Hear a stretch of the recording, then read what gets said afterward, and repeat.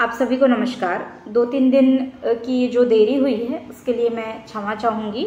हालांकि चीज़ें मैं नोट तो कर रही थी पर मैं वीडियो के लिए समय नहीं निकाल पा रही थी, तो इसलिए थोड़ा सा लेट हो गया, थोड़ी सी प्रॉब्लम थी। तो अब इसको शुरू करते हैं हम लोग। थोड़ा सा 7-8 मिनट का वीडियो जा सकता है क्योंकि 2-3 दिन का जमा हुआ मटेरियल है अपने पास, इसलिए है ना।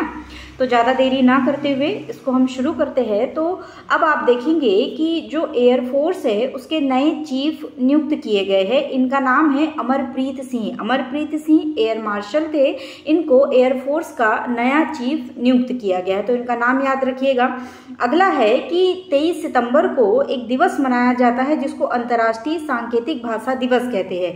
यह जो दिवस है 23 सितंबर को मनाया जाता है और बधिर समुदायों को प्रोत्साहन देने के लिए उनके जो जितने भी विभिन्न क्रियाकलाप होते हैं उनके लिए ये जो दिवस है मनाया जाता है, ताकि जो बधिर समुदाय है वो क्या हो, प्रोत्साहित हो।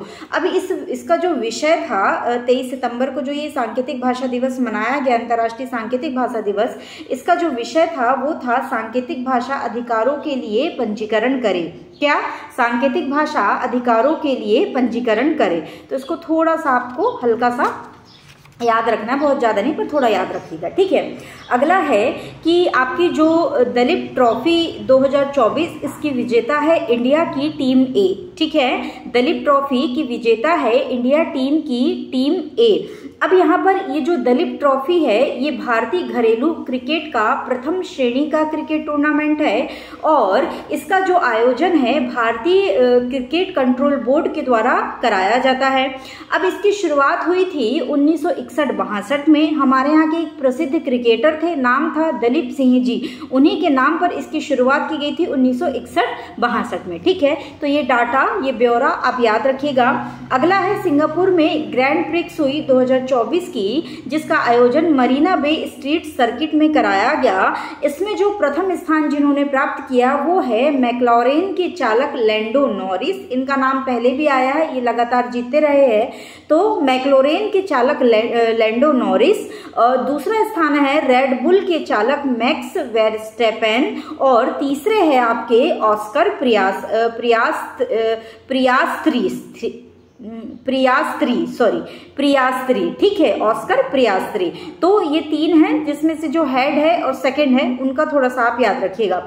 अगला है वैश्विक साइबर सुरक्षा सूचकांक 2024 जारी किया गया, जिसमें भारत को Tier 1 का दर्जा दिया गया है। इसके जारीकर्ता कौन है? तो अंतर्राष्ट्रीय दूरसंचार संघ के द्वारा यह डाटा जारी किया जाता है, तो इसमें भारत को Tier 1 का दर्जा मिला है, इसको याद रखिएगा। अगला, श्रीलंका में चुनाव हो रहे थे राष्ट्रपति के लिए, जिसमें वहां के नए राष्ट्रपति चुने गए अनुराग कुमार दिसानायके।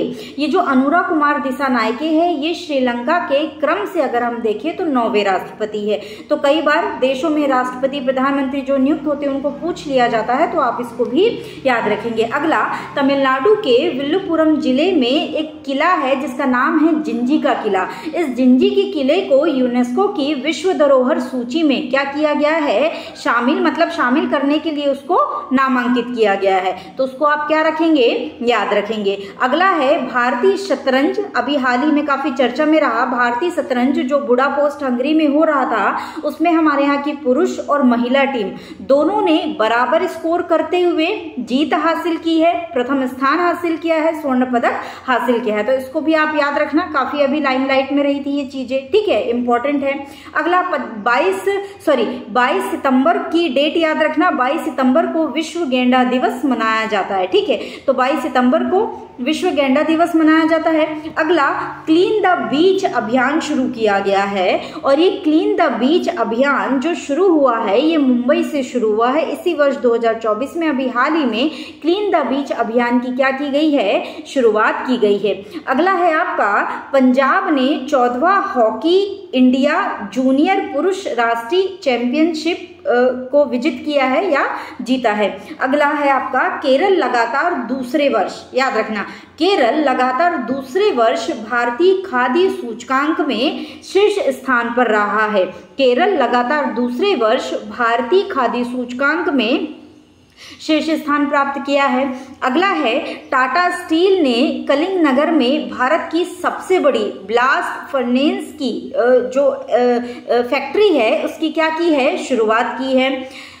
अगला आप देखेंगे कि भारतीय रेलवे ने 2025 में अफ्रीका को इवोल्यूशन सीरीज के लोकोमोटिव इंजन को निर्यात करने के लिए इनके बीच में आपस में क्या बनी हुई है, सहमति बनी हुई है, और अब ये अफ्रीका को क्या करेगा, निर्यात करेगा भारतीय रेलवे। ठीक है, लोकोमोटिव यानी कि इंजन्स क्या करेगा, निर्यात करेगा। इसके अलावा आप देखेंगे राष्ट्रीय अपराध रिकॉर्ड ब्यूरो के नए निदेशक चुने गए हैं। इनका नाम है आलोक रंजन। क्या नाम है, आलोक रंजन। राष्ट्रीय अपराध रिकॉर्ड ब्यूरो के निदेशक ये चुने गए हैं। बोस्टन और लॉस एंजल्स में भारत अपने दूतावास खोलने की क्या कर रहा है, तैयारी कर रहा है। आपने एक विमान का नाम सुना होगा, अभी नया नया अस्तित्व में आया है, संख एयर। ठीक है, ये जो संख एयर है ये लखनऊ की पहली, उत्तर प्रदेश की पहली शेड्यूल एयरलाइन है और इसको विमानन मंत्रालय से क्या मिल चुकी है, मंजूरी मिल चुकी है। अब ये भी अन्य विमान जो एजेंसियां हैं उनकी तरीके से ये भी क्या करेगी, फ्लाई करेगी, पैसेंजर्स लाएगी और ले जाएगी। ठीक है, इसका नाम है शंख एयर, है ना। अगला है आपका एशिया पावर इंडेक्स आया। एशिया पावर इंडेक्स में अब भारत ने जापान को पछाड़ दिया है और भारत अब एशिया पावर इंडेक्स में तीसरे स्थान पर है। पूरे एशिया में कौन से स्थान पर है, तो तीसरे स्थान पर है। ठीक है, इस चीज को भी आप क्या रखेंगे, याद रखेंगे। अगला, पुणे में भारत का पहला CO2 से मेथेनॉल पायलट प्लांट शुरू किया गया है। कहां पर, पुणे में शुरू किया गया। इसी के साथ पुणे की एक और खबर है कि पुणे एयरपोर्ट का नाम चेंज हो रहा है। नाम क्या हो रहा है, यहाँ के जगत गुरु है संत तुकाराम महाराज, इन्हीं के नाम पर क्या रखा गया है, पुणे एयरपोर्ट का नाम रखा जा रहा है। अगला, उड़ीसा ने एक जनजाति समुदाय है जिसका नाम है मनकीड़िया समुदाय। इस मनकीड़िया समुदाय को उड़ीसा राज्य के विशेष आदिवासी समूह का क्या मिल गया है, दर्जा मिल गया है। अभी 26 सितंबर को हाल ही में हमने एक दिवस मनाया जिसका नाम है अंतर्राष्ट्रीय परमाणु हथियार पूर्ण उन्मूलन दिवस। कब मनाया, 26 सितंबर को अंतर्राष्ट्रीय परमाणु हथियार पूर्ण उन्मूलन दिवस, यानी परमाणु हथियारों को हतोत्साहित करना है, इसका इस्तेमाल नहीं करना। इसके संदर्भ में वैश्विक स्तर पर कई संधियां भी होती है। जो देश इसमें हस्ताक्षरकर्ता होते हैं वो परमाणु जो हथियार है ना उनको बनाने की उनके पास अनुमति होती है, ना ही वे उसको परचेस कर सकते हैं या किसी और देश से उसको खरीद सकते हैं। ठीक है, तो इसको थोड़ा सा याद रखना। अगला है आपका बॉलीवुड निर्माता विनोद बच्चन को ब्रिटेन की संसद में हाउस ऑफ लॉर्ड्स में ग्लोबल प्रेस्टीज अवार्ड से क्या किया गया है, सम्मानित किया गया है।